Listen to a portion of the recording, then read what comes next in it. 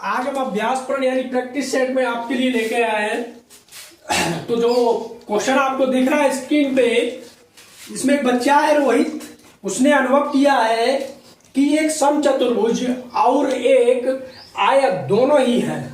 क्या है यहाँ पे? एक समचतुर्भुज है और एक आयत है। उसने क्या देखा कि एक आयत देखा और एक समचतुर्भुज देखा।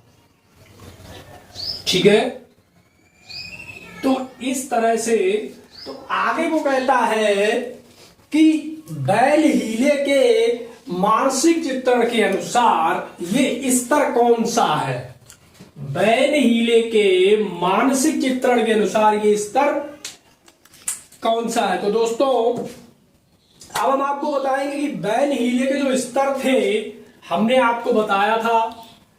तो बैल हीले के स्तर में पहला स्तर है विश्लेषण, स्तर दूसरा दिखा रहा है संबंध, स्तर तीसरा दिखा रहा है निगमन और स्तर 0 दिखा रहा है पहचानना। ठीक, हमने आपको बताया था दोस्तों कि जो स्तर 1 में स्तर 0 होता है वो होता है चक्षुषीकरण। ठीक, यानी कि चीजों को बच्चा क्या करेगा? पहले पहचानेगा। देखो दोस्तों, कोई भी बच्चा है क्लास 1 to 5 से, तो वो क्या करेगा? ज्यामिति में पहले चीजों को पहचानेगा। ये त्रिभुज है, ये वर्ग है, ये आयत है, गोला है, ये चौखाना है, ये तिखाना है। तो ये बात हो गई। अब इसी क्वेश्चन के अनुसार दूसरा स्तर क्या करता है उनका? जो स्तर 2 है ये क्या बताएगा आपको? स्तर 2 करता है, स्तर 1 के बाद आता है, 0 के बाद 1 आता है, 1 आता है स्तर। इसमें बताते हैं कि वो विश्लेषण करता है। क्या करता है? विश्लेषण करता है, यानी एनालिसिस करता है उन चीजों की।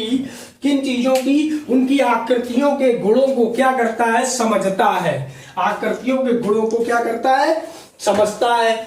अब स्तर 2 क्या कहता है? जो स्तर 2 कहता है दोस्त यहाँ पे स्तर 2 क्या? संबंध बनाना, यानी अनौपचारिक संबंध। कौन से संबंध बनाएगा? अनौपचारिक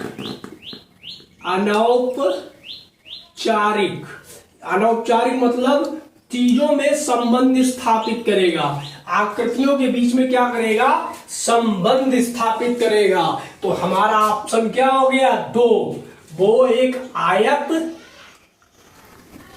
और दूसरा समचतुर्भुज में क्या करेगा? संबंध स्थापित करेगा। तो पहले क्वेश्चन का आंसर हमारा क्या है? बी ऑप्शन है, संबंध स्थापित करना।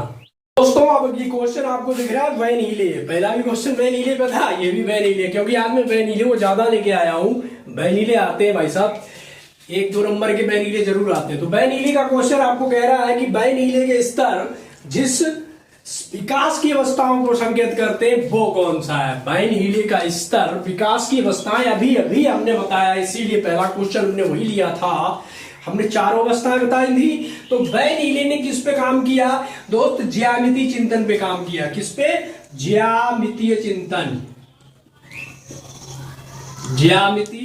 चिंतन। तो इसमें दोस्त कुछ नहीं है, साफ साफ दिख रहा है। लो, ज्यामितीय चिंतन, बी ऑप्शन है इसका ऑप्शन क्या है? बी ऑप्शन है। बढ़ते नेक्स्ट की तरफ।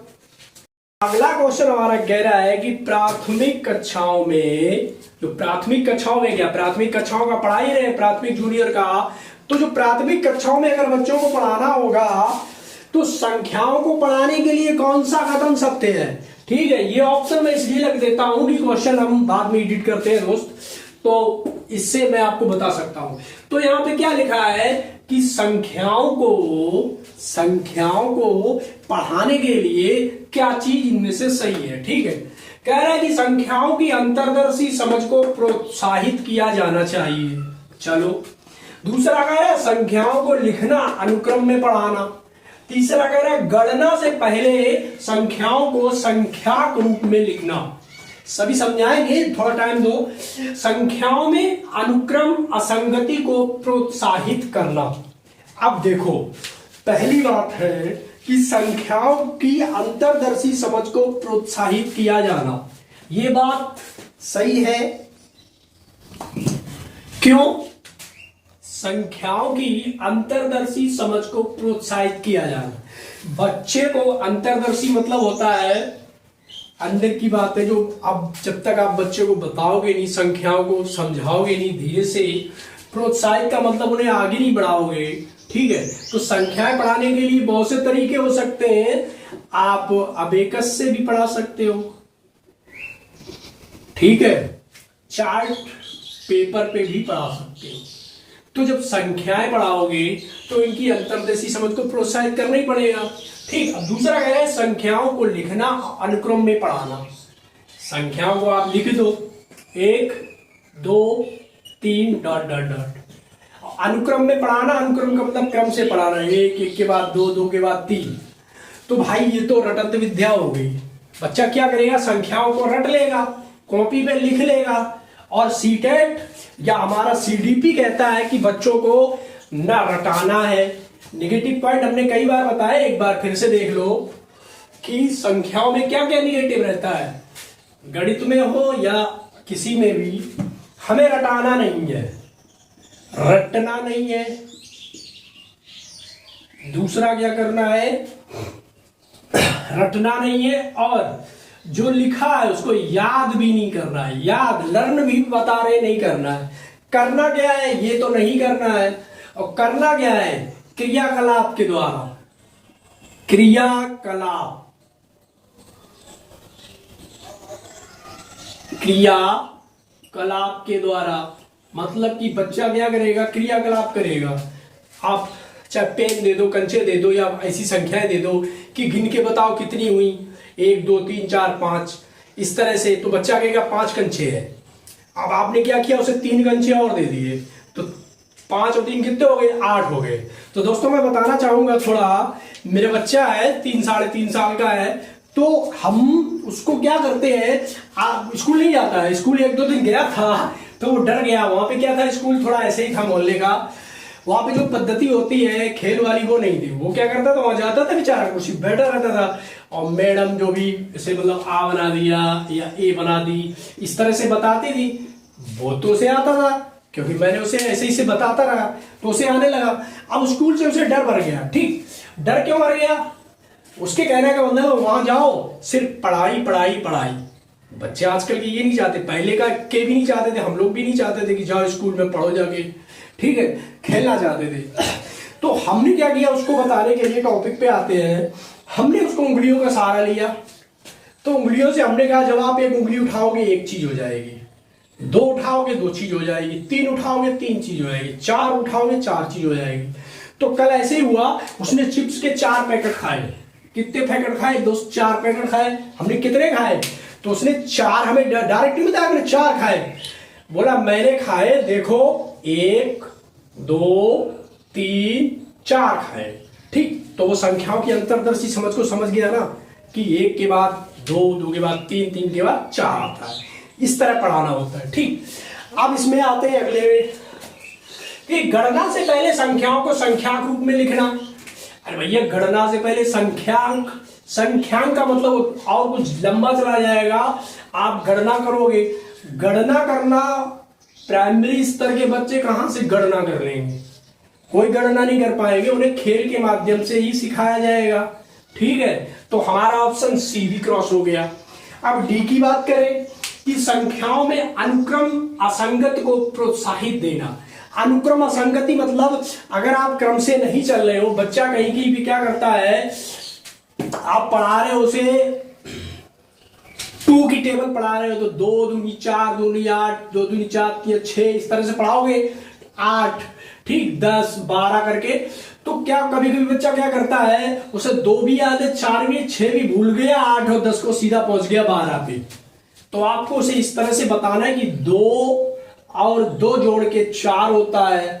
ठीक है, अब गणना करने लगोगे 2 जोड़ो फिर 2 जोड़ो 4 जोड़ो, बहुत कठिन हो जाता है प्राइमरी लेवल के लिए। तो उनको असंगति में, उनको खेल खेल में आपको बताना है कि 2 से 2 का जब गुणा, 2 में 2 होंगे 4, 4 में फिर 2 जोड़ दिए 6, 6 में 2 जोड़ दिए 8, इस तरह से जोड़ेंगे, प्रोत्साहित करेंगे तो बच्चा क्या करेगा, धीरे धीरे करके सीख जाएगा। तो अब इसमें से ऑप्शन कौन से आ रहे हैं देखो, बी और सी हो ही नहीं सकता, पहले हमने काट दिए थे।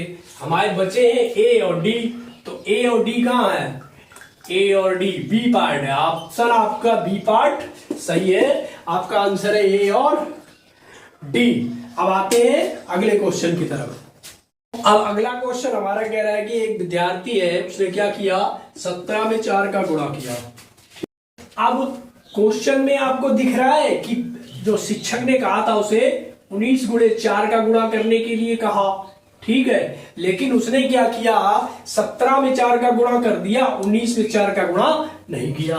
तो अब इसमें से वो पूछना चाहता है आपको कि विद्यार्थी को 0 अंक दिया जाना चाहिए। हाँ, गलत कर दिया तो 0 दिया जाना चाहिए, सही बात है। चलो, दूसरा कहता है उस विद्यार्थी से कक्षा में सतर्क रहकर 0 अंक देना चाहिए।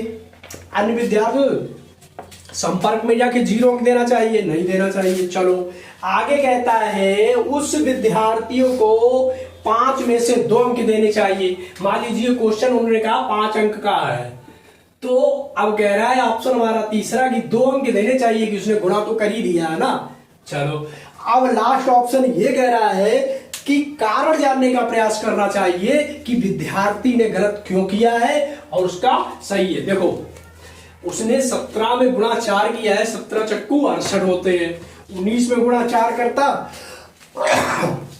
कहने का मतलब यह है कि उसकी जो क्रिया थी वो सही है। वो क्या है? सही है, ठीक है। और हमारी एनसीईआरटी कहती है या सरकार कह रही है कि बच्चे ने अगर गलत किया है तो उसे डांटना भी नहीं है, मारना भी नहीं है, हतोत्साहित भी नहीं करना है, उसको बुलाना है, समस्या की पहचान करनी है और समस्या कहां पे गलत कर रहा है वो देखनी है, ठीक है। तो इसका आंसर क्या है कि यह कारण जानने का प्रयास करना चाहिए कि बच्चे ने प्रश्न को गलत क्यों उतारा, क्या उसे दिखाई नहीं पड़ा, या उसे दिखाई नहीं पड़ा, या उसे 17 और 19 का अंतर नहीं पता। उससे जानने का प्रयास करना चाहिए बच्चे से। या तो उसे दिखाई नहीं पड़ा, अगर उसे दिखाई नहीं पड़ रहा है तो उसकी आंख कमजोर है, तो उसे अच्छे परामर्श देना चाहिए, ठीक। अगर उसने 17 और 19 में अंतर नहीं जानता है तो उसे अंतर समझाना चाहिए, ठीक। यानी कि हमें जो शुरुआत के जो 3 ऑप्शन दिख रहे हैं आपको, ये तीनों गलत है। सही कौन सा है? डी पार्ट आपका सही है कि बच्चे के कारण जानने का प्रयास करना चाहिए कि उसने 19 की जगह 17 क्यों लिखा है, ठीक है। तो इससे इसका आंसर कौन सा हो गया? डी पार्ट हो गया हमारा, ठीक है। कौन सा हो गया? D part.